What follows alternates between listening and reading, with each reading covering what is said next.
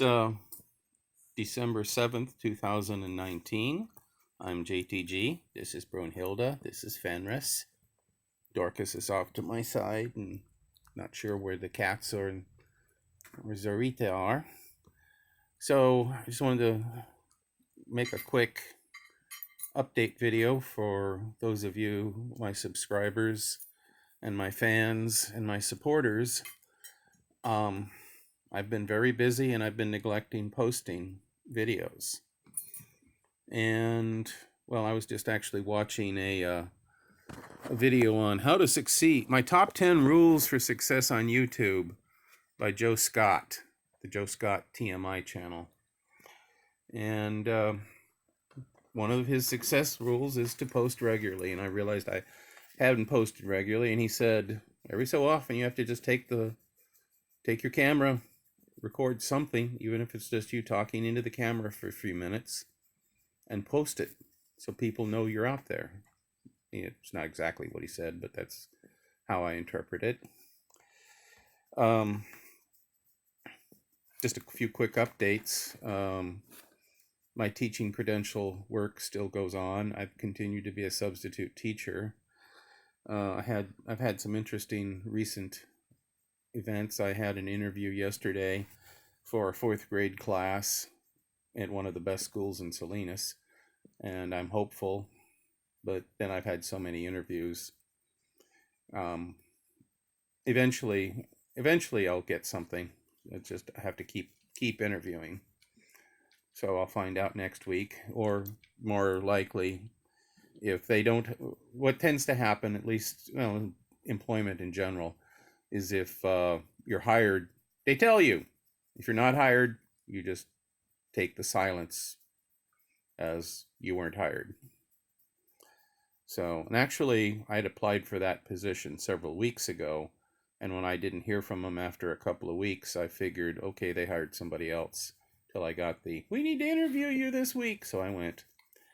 I think the interview went really well, but, I would be hired as an intern, and, if somebody shows up who already has their full credential, more likely they would hire that person. I had a situation where I applied for a 5th grade class at another school in another district a few months ago, and they ended up hiring somebody else, and I was kind of sad about that. Then I ended up substituting for the teacher who got the position that I had. She happened to be on class. I was a roving sub that day, so I replaced her for an hour. And I met her and I told her that I had applied for the position. In fact, I was so sure I was going to get the position, I'd actually gone to the classroom, checked out the classroom, and started reading some of the textbooks to start making lesson plans. And then they hired her, and then I found out why they hired her. She had 19 years of experience as a teacher. So, yeah, I can see why someone like her would get hired over me as an intern. But eventually it's going to happen. And maybe that was just a fluke. At this time of year, there aren't many positions available, relatively. I mean, the positions, it's not going to be till about February or March that positions are going to start opening up for the fall.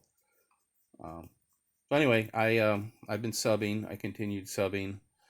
I was in my alma mater elementary school in a 5th grade class. I've been subbing for about 4 years now, and this was a class where almost all the students had me multiple times over the last few years. I said, how many of you have had me before? And the entire class raised their hands.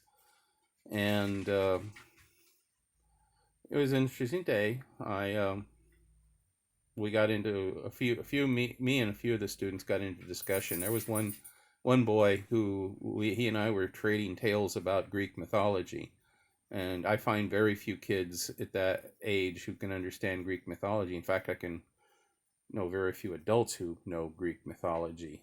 And so we were talking about Sisyphus and Prometheus, and he told me a few things that I didn't know, or at least I assume he was telling me the correct things.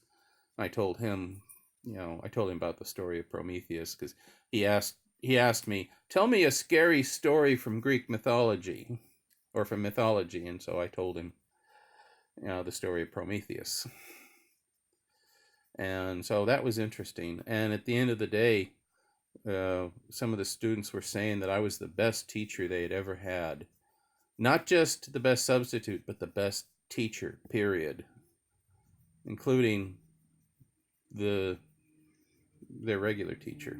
So I wouldn't, that's why I haven't named exactly what school and what class that was, because I wouldn't want that teacher to feel resentful. And that was just kids' opinions, I suppose. But still, it was ego boosting. Thursday, I was at one school, an elementary school, where I was a roving sub. And during one of the class periods, it was a second grade class, kids said I looked like a Dr. Seuss character. That was fun. A lot of kids, and it's all over, like to call me, when I say I'm Mr. Green, they call me Mr. Grinch.